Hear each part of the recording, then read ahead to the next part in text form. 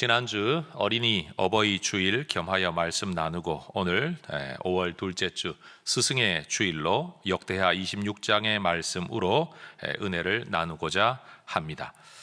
정진이라는 단어가 있습니다. 정성스러울 정자에 나아갈 진자, 마음을 다하여 나아가다라는 의미가 있습니다. 이와 비슷한 단어 가운데 하나가 매진이라는 단어가 있습니다. 영어로 sold out, 다 팔린 매진 말고요. 힘쓸 매, 노력할 매자에 나아갈 진짜, 힘써서 나아가다라는 의미입니다. 정진, 매진이라는 단어를 들으면 저는 마음속에 수도사들이 생각이 납니다. 초대교회 때도 여러분 이렇게 하나님 앞에 수도원 생활을 추구했던 사람들, 중세까지도 지금 현재에도 이런 수도원 생활을 하는 사람들이 있습니다. 주님께 더 가까이 나아가 주님과 더 깊은 연합을 꿈꾸며 또는 구별된 신앙생활을 위하여 세상과는 단절된 자기들만의 삶을 추구하는 사람들, 말 그대로 정진하는 사람들이겠죠. 우리가 삶이나 신앙에 대하여 이런 태도를 유지할 수 있으면 얼마나 좋겠습니까마는 우리는 좋은 뜻을 품더라도 이것을 지속하는 힘이 좀 약하죠. 그리고 의지력과 결단력이 약합니다. 그래서 우리가 수도사들처럼 살 수는 없지만 그래도 이 땅에서 믿음의 길을 조금 더 걸어가려면 혼자서는 약하고 누군가와 함께 또 우리끼리 있더라도 누군가 우리를 이끌어주는 사람이 있을 때 우리는 좀 더 나은 삶을 살아갈 수 있는 것 같습니다. 운동을 하면 좋다라는 걸 모르는 사람이 없지요. 그리고 운동해야 되겠다는 결심도 합니다만 나 혼자 시간을 정해놓고 무슨 운동을 한다는 게 참 어렵다는 건 우리 모두가 잘 압니다. 그나마 누구와 그 시간을 약속해서 함께 한다고 하면 나 혼자 게으름 생각이 들더라도 약속 때문에라도 시간을 지키게 되고 또 그 사람이 편한 사람이 아니라 오히려 좀 어려운 사람일수록 우리는 그 약속을 지킬 확률은 훨씬 더 높아집니다. 그러니 여러분 신앙의 삶을 살아갈 때 우리가 혼자서 잘 살 것 같고 신앙생활 잘할 수 있을 것 같지만 누군가와 함께 더군다나 조금은 부담스러운 누군가의 지도를 받으며 신앙의 길을 걸어갈 때 우리의 연약함은 조금 더 극복될 가능성이 높아진다라는 것을 우리 모두가 기억할 수 있기를 바랍니다. 그런 점에서 스승, 교사, 멘토, 코치 무엇으로 이름을 부르든 우리 인생에 안내자와 조언자가 있는 것은 복이라고 생각을 해야 합니다. 오늘 이날은 바로 그런 분들을 기억하고 감사를 표현하는 스승의 날, 스승의 주일입니다. 오늘은 성경의 기록 가운데 삶의 길잡이가 있었을 때와 없었을 때 극단적인 삶의 차이를 보여주는 한 사람의 이야기를 통해서 우리 삶에 이런 신앙의 스승들이, 길잡이들이 필요하다라는 것을 좀 설교해 보려고 합니다. 그래서 오늘 제가 언급하고 나눌 인물은 남유다 왕국의 10번째 왕이었던 우시야라는 인물입니다. 따라하십시다. 우시야. 이 이름의 뜻은 여호와는 나의 힘이라는 의미를 가지고 있습니다. 열왕기하 15장에 보면 여호와는 나의 도움이라는 뜻의 아사랴라는 이름으로도 기록되어 있는 두 사람은 같은 사람입니다. 여호와는 나의 힘, 여호와는 나의 도움. 이 사람은 16살의 나이에 남유다 왕국의 왕으로 즉위를 합니다. 그리고 52년의 긴 통치 기간을 통해서 솔로몬 시대 이후에 남유다 왕국이 가장 번영했던 때를 보내게 됩니다. 역대기 성경을 읽어보면 우시야의 업적을 8가지 정도로 성경이 기록하고 있습니다. 첫 번째, 에돔 족속이 통치하고 있던 땅 지역이었던 아카바만의 엘롯이라는 항구 도시를 탈환합니다. 요즘은 에일랏이라고 부르는데요. 여러분 이스라엘 땅 자체가 지중해와 붙어 있다는 건 여러분 잘 아실 겁니다. 그런데 이 땅의 제일 끄트머리로 내려가면 바로 홍해와 붙어 있는 에일랏이라는 도시가 있어요. 이 항구 도시를 차지하게 되므로 이스라엘 땅은 지중해로도 진출할 수 있고 그리고 홍해로도 진출할 수 있는 굉장히 중요한 무역로를 확보하게 되는 거죠. 이 아카바만의 이 항구 도시를 소유하는 것은 솔로몬 시대 이후 유대에 처음 있었던 일입니다. 대단한 국력의 확장이었죠. 둘째, 블레셋 지역이었던 가드, 야분의 아스돗 이 지역을 파괴 정복하고 다른 도시들을 세워서 지중 해변의 중요한 해상로, 무역로를 여러분 남유다가 차지하게 됩니다. 세 번째, 블레셋 아라비아 마온 사람들과 전쟁을 했는데 이 모든 전쟁에서 승리합니다. 네 번째, 암몬 사람들하고는 전쟁도 하지 않았는데 그들이 자발적으로 남유다 왕국에 조공을 바치도록 외교 관계가 수립이 됩니다. 다섯 번째, 아버지 아마샤 때에 파괴된 성벽을 재건하고 문과 망대를 세워 모든 도시들의 방비를 강화합니다. 아모스서와 스가랴서를 보면 우시야 시대에 유다 땅에 지진이 있었다라는 기록이 나오는 것으로 보아 아마도 지진으로 인한 이 파손된 건축물에 대한 복구 작업도 이때 진행되어졌던 것으로 추측할 수 있습니다. 여섯 번째, 이제 경제적인 문제예요. 가축과 농산물을 보호하기 위해 광야에 망대를 세우고 농축산업을 위해 물웅덩이, 요즘 말로 하면 인공저수지를 많이 만들고 평야와 평지와 광야를 개간해서 대대적인 농경사업을 펼칩니다. 경제의 활성화가 일어났다라는 거죠. 일곱 번째, 이제는 군사력입니다. 총사령관이었던 하나냐 아래에 군대 행정 담당자를 두어 군사 행정을 체계화하여서 2,600명의 지휘관 아래 30만 7,500명의 군대 편제를 확고하게 수립을 하고, 여덟 번째, 편제만 확고하게 한 것이 아니라 방패, 창, 투구, 갑옷, 활, 물매, 요즘 말로 하면 다양한 무기들을 개발하는데 그 당시로서는 신무기였던 투석기, 다시 말해 돌을 쏘아 날리는 투석기를 개발해서 무기 체계를 강화했다. 이 모든 것들이 우시야 시대에 있었던 일들이라는 겁니다. 여러분, 우시야는 어떻게 이렇게 대단한 치적을 이룰 수 있었을까요?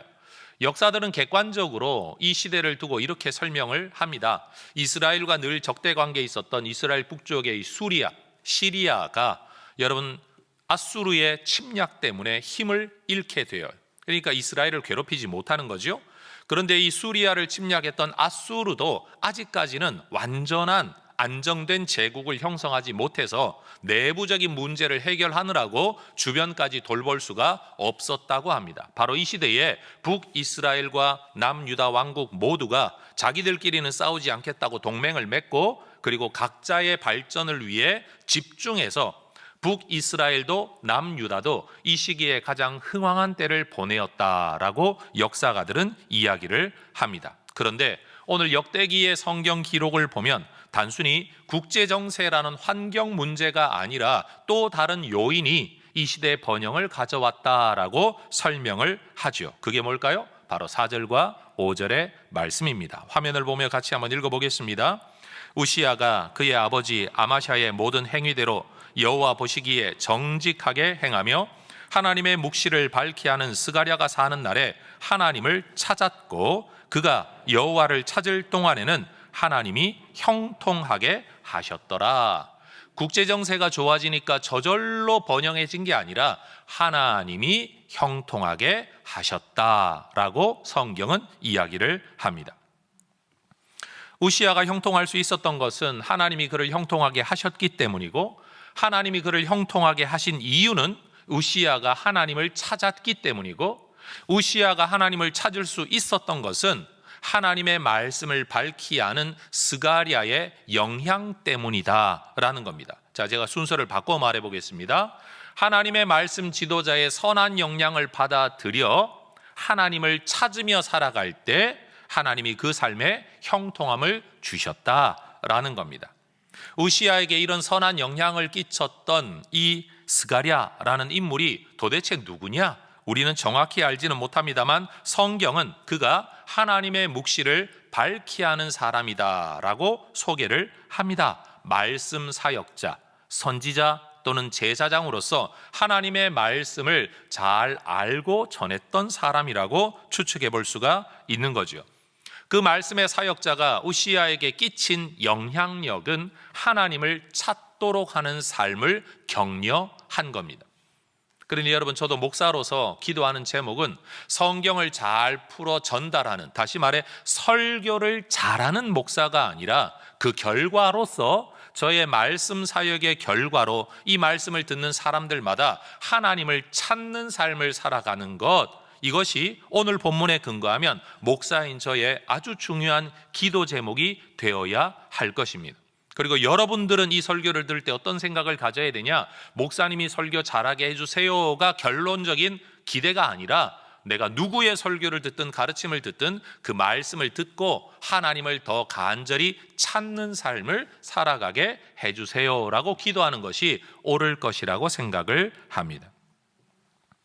우시아가 이 믿음의 지도자, 말씀의 지도자의 가르침을 받아 하나님을 구하고 찾는 삶을 살아갈 때 하나님은 그를 도우십니다. 어떻게 도우셨느냐? 7절 말씀에 하나님이 그를 도우셨다. 어떻게? 15절 기이한 도우심을 그에게 베푸셨다라는 겁니다. 따라 하십시다. 기이한 도우심.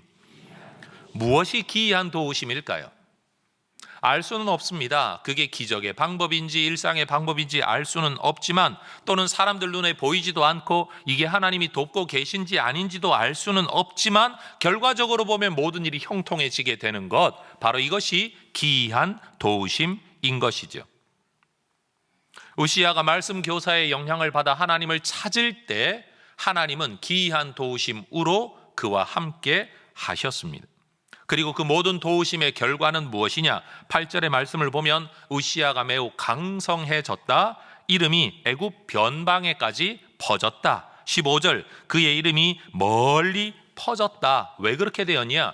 하나님의 기이한 도우심 때문이다. 그 결과로 강성해졌다. 다시 말해 강성함과 명성이라는 이 두 가지 열매가 우시아의 삶에 맺혀졌다라는 겁니다. 여러분, 우시아라는 이름의 뜻이 뭐라고 했었죠? 여호와는 나의 힘, 여호와는 나의 도움.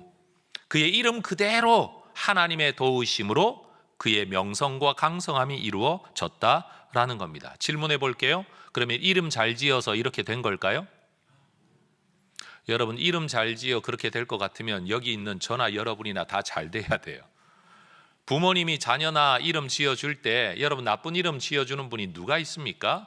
이스라엘 전통에서는 태어난 지 8일 만에 할례를 행하고 할례를 행할 때 이름을 지어줍니다. 여러분, 무슨 아이의 성격이나 능력이 나타나지 않을 때예요, 말 그대로 이 아이가 이런 삶을 살기를 원한다라는 소망을 담을 것이고, 또 이 아이에 대한 부모의 신앙 고백을 담아 이름을 짓게 될 겁니다. 이렇게 말할 수 있어요. 우시아는 이름을 잘 지어 복받은 게 아니고요, 하나님을 찾는 믿음의 삶을 살아갈 때 이름대로 잘 된 겁니다. 다시 말하겠습니다. 이름 잘 지어 복받은 게 아니고 믿음대로 살아갈 때 하나님의 복을 받아 이름처럼 되었다라는 겁니다. 그러니 여러분, 쓸데없이 장명소 가서 애 이름 짓는 거 여러분 중요하지 않습니다. 이름을 잘 지어주냐 못 지어주냐가 그 아이의 인생을 결정하는 게 아니라 하나님이 은혜와 복을 베푸시는 삶을 살아가도록 여러분 힘을 쓰는 게 오히려 자녀의 번성함과 잘됨의 비결인 줄로 믿습니다. 지금 또 여러분의 이름이 마음에 들지 않는다고 여러분 평생 가지고 살았는데 굳이 바꾸지 마세요. 그냥 믿음대로 살면 그 이름이 무색하게 우리 하나님께서 저와 여러분에게 복을 주실 줄로 믿습니다. 목사님들이 교회를 개척할 때 이름 잘 지으려고 기도하고 애많이 씁니다. 여러분, 교회 이름 중에 나쁜 이름 누가 있겠습니까? 여러분 다 평화교회이지 분쟁교회 없잖아요. 그렇죠? 다 하나님 앞에 은혜가 넘치고 하나님의 영광이 충만한 교회가 되기를 원하지, 싸움 많은 교회 이렇게 이름 짓는 목사님 아무도 없습니다. 그런데도 교회들마다 어려움이 많습니다. 이유가 뭡니까? 이름이 나빠서 그런 걸까요? 아닙니다. 이름을 이름 되게 하는 것은 하나님의 은혜인 줄로 믿습니다. 또 이름이 무색하리만큼 여러분 더 큰 복을 주실 수 있는 것도 하나님이심을 믿습니다. 그러니 여러분, 쓸데없는데 에너지 쓰지 마시고 하나님을 찾는 일에 집중하는 것이 성공하는 삶, 하나님의 복을 누리는 삶의 비결인 줄로 믿습니다. 이게 바로 하나님의 말씀 사역자 스가랴의 영향을 받아 살아갈 때 일어났던 일입니다. 그런데 우시야의 삶이 후반기에 완전히 달라집니다. 하나님의 기이한 도우심, 그로 인한 강성함, 명성을 누리던 우시야, 여러분 언제부터인가 하나님의 말씀 사역자가 그의 삶에서 사라진 것 같아요. 그분이 돌아가신 건지 아니면 관계가 소원해진 건지 알 수는 없지만 말씀 사역자의 영향을 따라 하나님을 찾는 삶에서부터 그가 이상한 삶으로 변질되는 겁니다. 그리고 그것을 보여주는 아주 단적인 하나의 사건이 벌어집니다. 이 사건 때문에 그랬다, 이게 아닙니다. 그의 삶의 방향이 바뀌었다는 것을 보여주는 대표적인 사건 하나를 성경이 기록을 하는데 바로 16절의 내용인 거죠. 그가 강성하여짐에 그의 마음이 교만하여 악을 행하여 그의 하나님 여호와께 범죄했다. 그러면 그 교만함과 악을 행함과 범죄함이 어떻게 나타났냐? 곧 여호와의 성전에 들어가서 향단에 분향하려 하였다. 태울 분자 향향자, 향을 불태우는 것. 근데 여러분, 하나님의 성전을 찾아 제사하는 것은 칭찬받아 마땅한 일인데 이게 왜 악한 일이냐? 중요한 것은 성전에서 분향하는 것은 일반 성도들이 하는 일이 아니고 왕이 하는 일이 아니고 제사장들만 할 수 있는 일이라고 율법이 기록하고 있기 때문입니다. 거기에 가까이 하면 죽임을 당하게 될 거다라고 모세가 민수기에서 분명히 율법으로 남겨 놓았습니다. 제사장이 해야 할 일이다라고 말을 하는 거예요. 그런데 지금 왕이 그 일을 하는 겁니다.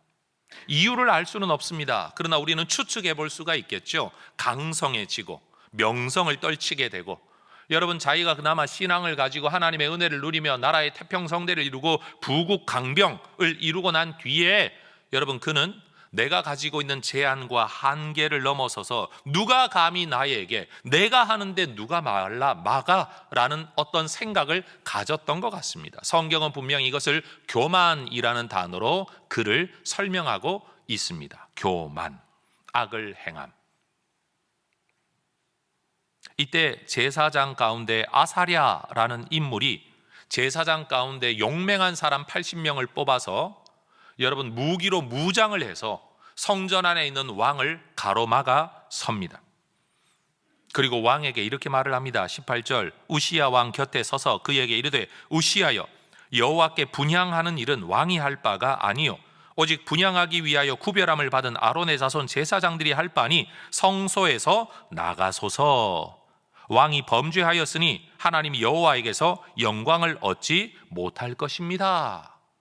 여러분 지금 왕 앞에 칼을 차고 나아가서 뭔가를 막고 막아서는 일, 아마 이 제사장도요 죽음을 각오했을런지도 모릅니다. 그러나 그는 여러분 죽음보다도 훨씬 더 중요한 게 뭐냐? 하나님의 말씀, 하나님의 질서였습니다.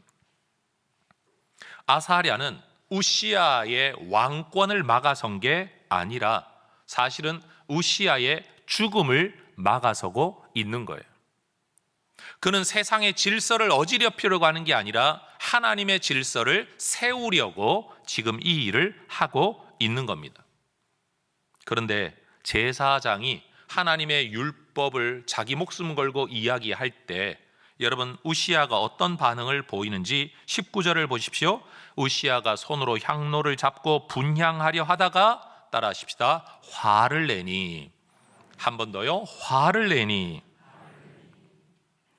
하나님의 묵시를 밝히 하는 스가랴가 사는 날 동안에는 그는 하나님을 찾았고 말씀을 따르는 자가 되었어요. 그런데 희한하게도 이번에는 아사랴라는 제사장이 하나님의 말씀을 분명히 이야기하고 있는데 그는 말씀을 따르기보다 말씀 앞에 화를 냅니다. 사람이 달라진 겁니다. 여러분 이것이 바로 사람의 변질이고 사람의 변화예요. 그런데 놀라운 일이 일어나죠. 그렇게 화를 낼 때 19절, 그가 제사장에게 화를 낼 때에 여호와의 전안 향단 곁 제사장들 앞에서 그의 이마에 나병이 생긴지라. 자, 제가 질문해 보겠습니다. 여러분 우시야 왕이 분향하려 할 때에 나병이 생긴 겁니까? 아니요. 그때는 아무 일 일어나지 않았어요. 아직 분향한 건 아니에요. 분향하려 할 때, 그렇죠? 아직 아무 일 일어나지 않았어요. 그런데 제사장이 가로막아 섰습니다. 말씀을 전했습니다. 그런데 말씀 앞에 화를 내며 반응을 했는데 그때 무슨 일이 일어났다고요? 그의 이마에 나병이 생겼다라는 겁니다. 하나님은 우시아의 실수 또는 잘 포장하면 실수, 직설적으로 말하면 내면의 교만함이 나타난 악한 행동, 그 앞에서 우리 하나님은 곧바로 처벌하지 않으셨습니다. 제사장을 통해 가르치게 하셨고 듣고 생각하고 반응할 시간을 주셨습니다. 다시 말해 회개할 시간을 주셨습니다. 그런데 그 하나님의 말씀에 회개로 반응하지 않고 악함으로 반응할 때 우리 하나님께서 나병이라는 방법으로 그를 치셨습니다. 여러분, 사람이 범죄한 이후로 하나님과의 관계가 단절된 상태, 영원한 저주 안에 있는 상태, 우린 이것을 인간의 원죄 상태라고 말을 합니다. 여러분, 만약 하나님이 우리를 외면하시면 우리는 그 죄의 상태에서 저주의 상태에 있기 때문에 또 다른 벌이 없어도요, 이미 그 자체가 저주예요. 그런데 하나님은 우리를 여기서 구원하기를 원하셨습니다. 여기서 중요한 것, 우리가 구원을 받지 못하는 것은 죄를 지었기 때문에 구원받지 못하는 게 아니라 하나님이 열어주신 구원의 길을 받아들이지 않기 때문에 저주 가운데 계속 남아 있는 겁니다. 다시 말합니다. 여러분, 죄를 지어서 하나님이 벌을 더 얹어주시는 게 아니라 이미 우리는 죄인됨 때문에 저주 가운데 있어요. 하나님은 우리를 구원하기를 원하셔서 자신의 아들을 우리에게 보내어 주셨어요. 근데 우리가 하나님의 아들을 받아들이고 하나님의 말씀, 하나님의 구원의 길을 받아들이지 않으면 하나님이 또 다른 벌을 얹어주시는 게 아니라 우리는 그 저주의 상태에서 벗어나올 수가 없다라는 겁니다.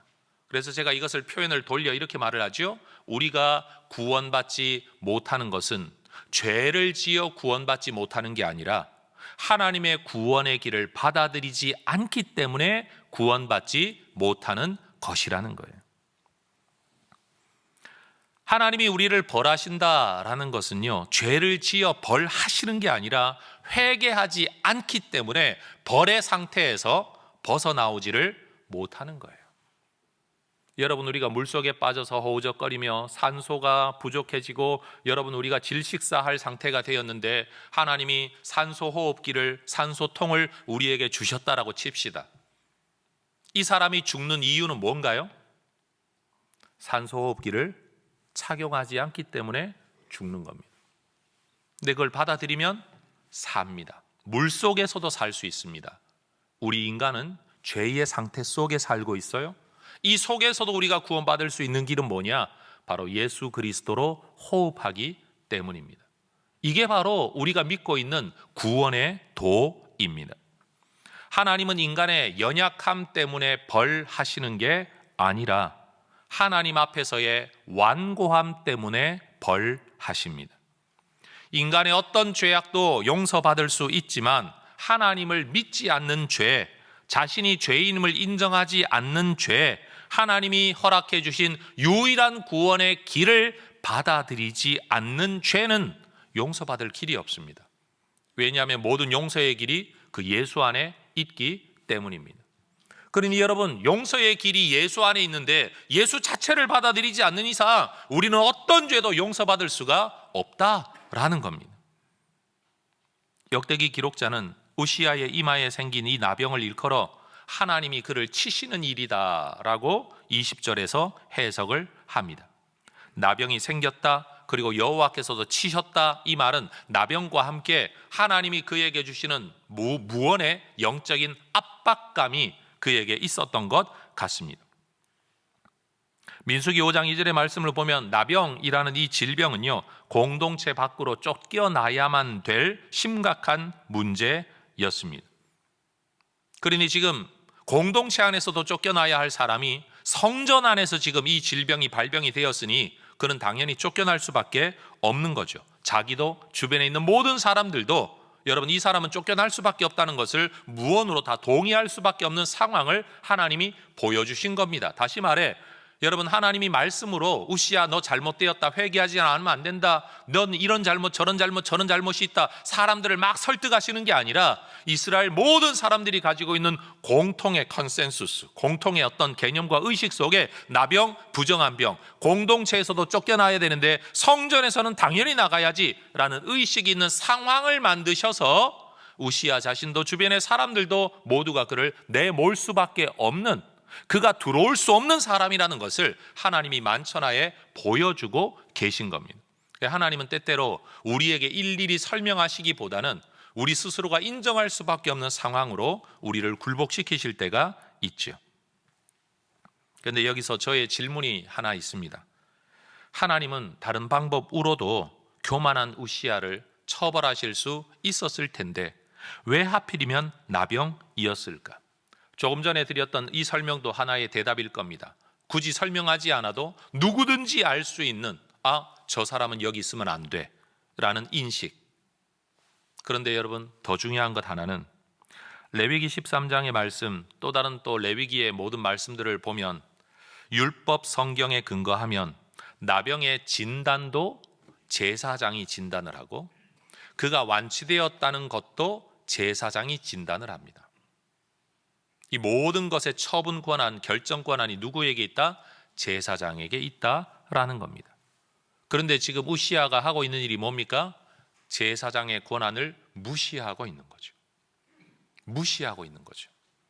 그런 우시야에게 제사장의 권한 안에서 너는 질병을 가지고 있다, 또는 나중에 낫게 된다면 너는 나았다 라고 말할 수 있는, 여러분 제사장의 권한 아래 그가 있다는 사실을 하나님이 분명히 보여주시기 위해 이런 나병이라는 방법을 사용하셨다라는 겁니다.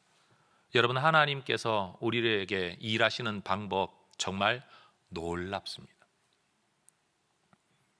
제사장을 얕보고 그 영역을 함부로 침범했던 우시야가 평생을 제사장의 감독 아래서 살아갈 수밖에 없는 것, 이게 하나님의 섭리라는 거예요. 여러분 우리도 살다 보면 한순간 잘못 생각할 수 있습니다. 또 의도는 그게 아닌데 실수라는 것도 할 수 있습니다. 여러분 그러더라도 하나님의 말씀이 여러분 앞에 들려질 때 여러분 화를 내며 반응하는 사람 되지 말고, 거스리는 자 되지 말고 말씀에 순응하고 순종하는 하나님의 사람들 되시기를 축복합니다. 돌이키면 삽니다. 돌이키지 않으면 죽습니다. 이 일을 계기로 승승장구하던 우시야의 인생이 기울어 갑니다. 21절은 그렇게 말을 해요. 우시야 왕이 죽는 날까지 나병 환자가 되었다. 이 말 표현 속에는요, 아마 그가 회개하지 않았다는 의미가 담겨 있는 것 같아요. 여러분 누구와 감염이 일어나서 그가 나병이 생긴 게 지금 절대 아닙니다. 여러분 성결한 성전 안에서 하나님 때문에 갑자기 나병이 생긴 겁니다. 만약 하나님이 원하셨다면 한순간에라도 없애주실 수 있을 겁니다. 왜요? 여러분 모세 이야기 잘 아시죠?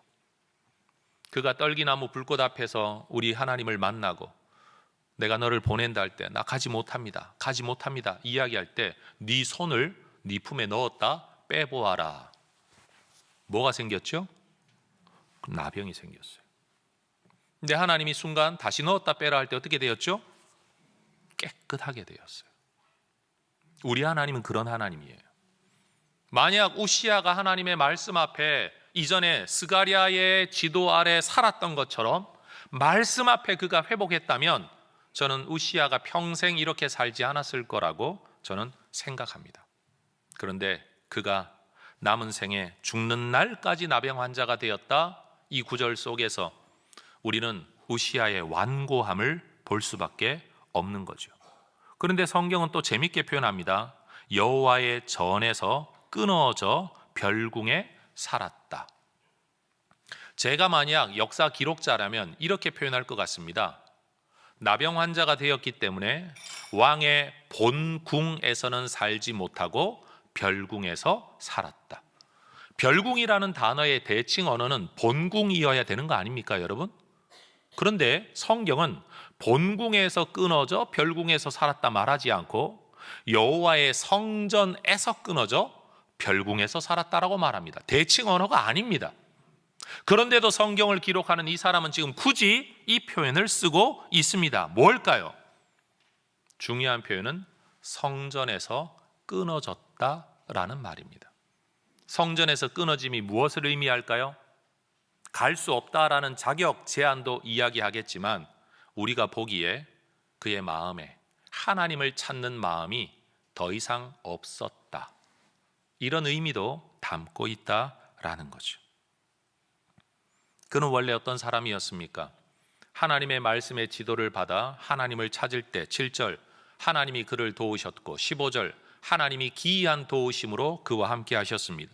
그 결과 8절 강성하여 이름이 애굽 변방에까지 퍼졌습니다. 15절 그의 이름이 멀리 퍼져 강성하여 졌습니다. 하나님의 기이한 도우심에서도 끊어졌고 강성함과 명성에서도 끊어진 겁니다. 여호와의 전에서 끊어진 것은 여러분 모든 은혜와 복에서도 끊어짐이었던 겁니다. 결국 우시아의 삶은 우리가 심플하게 이렇게 말할 수 있습니다. 하나님의 말씀의 지도를 받아 하나님을 찾을 때 강성했었고 하나님의 말씀 지도 받지 않고 하나님을 찾지 않을 때 이 모든 하나님의 도우심에서도 끊어졌다. 그럼 그의 인생의 노년을 두고 이렇게 한번 질문해 보십시다. 우시아의 이름의 뜻이 뭐라고요? 여호와는 나의 힘, 여호와는 나의 도움. 그럼 노년에 이 이름 잘 지은 건가요? 이름대로 산 건가요? 다시 말하건대 이름 잘 짓는다고 이름대로 사는 게 아니라는 겁니다. 성전과 제사 제도, 하나님의 말씀과 말씀 사역자들을 우습게 여겼던 우시아는 이 사건 이후로 하나님과 끊어진 존재가 되었습니다. 그렇게도 훌륭하게 해내었던 통치 행위를 아들에게 넘겨야만 했습니다. 그럼 제가 또 다른 질문을 드려보죠. 여러분, 나병이 생겼다는 거 하나 빼고 나면 우시아에게 달라진 게 뭐가 있을까요? 그의 건강이 나빠졌나요? 그의 지성이 떨어진 건가요? 그의 판단력이 흐려진 건가요? 달라진 거 아무것도 없어요. 그런데도 하나님의 은혜에서 끊어지니까 옛날 가지고 있었던 모든 역량을 가지고서도 아무것도 할 수 없는 존재가 되고 만 겁니다. 여러분, 능력을 구비하면 복받고 잘 되는 게 아닙니다. 하나님의 은혜가 우리를 잘 되게 하시는 줄로 믿습니다. 다시 말합니다. 능력이 있어야 잘 되는 게 아닙니다. 은혜가 있어야 잘 됩니다. 그런데 그 은혜는 누구에게 주어집니까? 교만하지 아니하고 겸손한 자, 하나님의 말씀 앞에 엎드리는 자, 말씀의 지도와 양육을 아멘으로 받고 순종할 줄 아는 자에게 주어진다라는 겁니다. 다 가지고 있어도 여러분 효력 없는 인생을 살아갈 수 있습니다. 많이 가지지 못했는데도 큰 은혜를 누리는 인생이 될 수 있습니다. 그게 바로 믿음의 비밀입니다. 성경은 인생의 모든 곤고함에 대하여 하나님의 은혜로 극복할 수 있다라고 말합니다. 그러나 교만한 만큼은 피할 길이 없다라고 말씀을 합니다. 여러분, 하나님의 말씀 앞에 여러분 교만하지 아니하고 겸손한 주의 종들 되시기를 바랍니다. 그러니 여러분, 이 겸손함의 근거는 딱 하나예요. 내 뜻대로 뭘 하겠다라는 생각을 내려놓으면 우리는 겸손해집니다. 그런데 내 뜻대로 하겠다는 생각이 강하면 강할수록 우리는 교만한 자가 되는 겁니다. 사람 앞에서도 다른 사람 이야기를 들으려 하고 다른 사람의 판단과 도움을 얻으려고 하고 다른 사람의 이야기를 더 들어보려고 하고 다른 사람의 지도를 받으려고 하는 사람은 겸손한 사람이에요. 근데 듣지 않으려고 하는 순간부터가 바로 교만함이죠. 말씀 앞에서도 마찬가지입니다. 하나님의 말씀이 뭘 말하는지를 알려고 하고 들으려고 하고 읽으려고 하고 깨우치려고 하고 여러분 그 말씀대로 내가 살아야지라고 하면 그게 겸손함인 것이고, 말씀이 뭐라고 말하든지 아이 그건 뭐 그거고 성경은 성경이고 목사는 목사니까 그렇게 말하는 거고, 그렇게 가면 갈수록 바로 그 길이 망하는 길로 들어가고 있는 것이라는 겁니다. 여러분 말씀의 교사가 있을 때와 없을 때 차이가 이렇게 큽니다. 그러면 여러분 마음속에 목사님 그래도 저는요 제 마음속에 제가 순종하고 싶은 존경하는 목사님이 계세요 라고 말할 수 있지만, 제가 거기에 한마디만 더 해볼게요. 여러분이 어떤 목사님의 성경 가르침을 즐겨하고 자주 듣고 따르기를 원하는 마음이 있다라고 한다면, 여러분 그분이 아니라 다른 분이 성경을 가르쳐도 듣는다면 여러분은 하나님을 따르는 사람이에요. 근데 다른 목사님의 가르침은 다 무시하고 들으려 하지 않는데 그 목사님의 가르침만 따르려고 한다? 그건 여러분이 하나님을 따르는 게 아니라 그 사람을 따르고 있는 거예요. 속지 말아야 됩니다. 여러분 그 목사님이 우리를 복되게 하는 게 아니에요. 오늘 이 본문 이야기 속에 우리가 정말로 중요한 건, 여러분 목사를 점쟁이나 책사로 여기면 안 된다는 거예요. 목사님 이 사람을 써야 될지 안 써야 될지 기도하고 관상 좀 봐주세요. 목사님 장사를 어디서 해야 될지, 가게를 어디다 열어야 될지, 이 아이템을 내가 사업으로 확장을 해야 될지 말아야 될지 목사님 기도하고 응답 좀 주세요. 여러분 이거 목사 점쟁이 삼는 거예요. 우시아가 그렇게 스가랴에게 일일이 묻고 그 대답을 들어 잘 되었다, 성경 그렇게 말하지 않습니다. 여러분 성경 잘못 읽으면 안 돼요. 모든 결정은 우시아가 했어요. 근데 그 결정이 어디에서 나온 거냐? 말씀의 가르침 안에서 자기 나름의 길을 찾아갈 때 하나님이 그를 복되게 하셨다는 거예요. 많은 사람들이 착각하는 게 그거예요. 목사님 말씀 잘 들어라 그러면 뭐든지 목사님이 시키는 대로 하려고 해요. 여러분 그래서 가스라이팅이 일어나는 겁니다. 잘못이에요. 그러면 안 돼요. 그냥 성경을 가르치는 일반적인 설교와 가르침, 성경 읽기, 묵상, 경건 독서, 이 모든 것들을 통해서 뭘 해야 되냐? 목사 말을 듣는 게 아니라 하나님을 찾는 마음이 일어나는 거죠. 거기에서부터 내가 무슨 기도를 하고 묵상하며 결정할 때 하나님이 은혜를 베푸신다라는 사실입니다. 근데 중요한 건 우리 스스로가 그 길을 가기 힘들기 때문에 누군가가 곁에 있을 때와 없을 때가 하나님 찾는 마음이 달라진다는 거죠. 그래서 효력 있는 설교자, 설득력 있는 설교자, 따를 만한 설교자를 만난 성도들은 참 복이 있는 겁니다. 물론 내가 그렇게 판단하지 않더라도 우리는 하나님을 찾아야만 합니다. 누구를 위해? 나 자신을 위해서라도. 여러분 바로 이 믿음의 길을 우리 모두 갈 수 있기를 소망합니다. 신앙생활 누가 도와주지 않아도 이 길 가야 할 것 아닙니까? 이게 생명의 길이고 구원의 길이니까요. 그런데 혼자 가기 힘들 때 누군가 돕는 자가 있고 이끌어주는 자가 있으면 얼마나 좋겠습니까? 여러분 기도해야 됩니다. 찾으시기를 축복합니다. 죽은 사람 가운데서도요 남겨진 글을 통해서라도 여러분 스승을 삼으십시오. 여러분 아는 건 없어도 살아가는 모습으로 나 배워야 되겠다 싶은 분이 있으면 인생의 신앙의 스승으로 삼으시기를 바랍니다. 그 길을 따라가야 합니다. 하나님이 은혜와 복을 주신다는 거예요. 그러니 여러분 우리의 신앙 여기까지 오는 동안에 여러분은 여러분의 믿음으로 여러분의 발버둥으로 여기까지 온 것 같지만 여러분에게 하나님의 말씀에 대한 이해, 성경의 지식, 성경을 보는 눈을 여러분 의도치 않게 형성되게 만들어준 분들이 누구냐? 어려서부터 여러분에게 설교했던 모든 목사님들, 성경 공부를 지도해 주었던 주일학교 선생님들, 여러분 구역에서 목장에서 여러분에게 신앙의 권면을 해주었던 목자들, 구역장님들, 이런 분들의 영향 속에 오늘 우리가 여기에 있다라는 거죠. 그러니 여러분 오늘 우리 모두가 이 스승의 주일이라고 일컬어지는 이때 사실 우리의 가장 큰 스승은 예수님 아니십니까? 가르침으로도 삶으로도 우리가 따라야 할 유일한 본이 되신 그 예수님, 그리고 우리의 현실 속에, 주변 속에 우리의 부모님의 신앙을 물려받아 믿음의 가정에서 태어나고 자랐다면 여러분, 이거 부모님을 부모로만 보지 말고 신앙의 스승으로 보고 감사할 수 있어야 합니다. 그리고 교회 가운데서 설교를 듣고 성경 공부하면서 함께 살아온 우리는요, 여러분, 분명히 누군가의 영향력 안에 내가 여기 있다는 사실을 꼭 기억할 수 있어야 합니다. 우리 부모들이 자녀들에게 이런 말 많이 하죠. 실컷 키워놨더니 지 혼자 큰 줄 알고 그런다고. 공감하십니까, 여러분? 목사들도 그런 말 해요. 실컷 설교해서 키워놨더니 지 혼자 큰 줄 알아요. 성도 여러분들은 여러분의 믿음으로 큰 것 같지만 죄송하지만 그래도 예배 때마다 설교하며 성경을 가르치며 이 모양으로 저 모양으로 이 관점으로 저 관점으로 성경을 가르친 누군가의 말을 듣고 내가 여기까지 왔다는 사실을 여러분 인정하셔야 됩니다. 하기 싫으세요? 하셔야 됩니다. 그리고 지금 저도 여기까지 오는 일에 나 혼자 온 게 아니라 누군가의 가르침을 받아 여기까지 왔다는 것을 인정해야 되겠죠.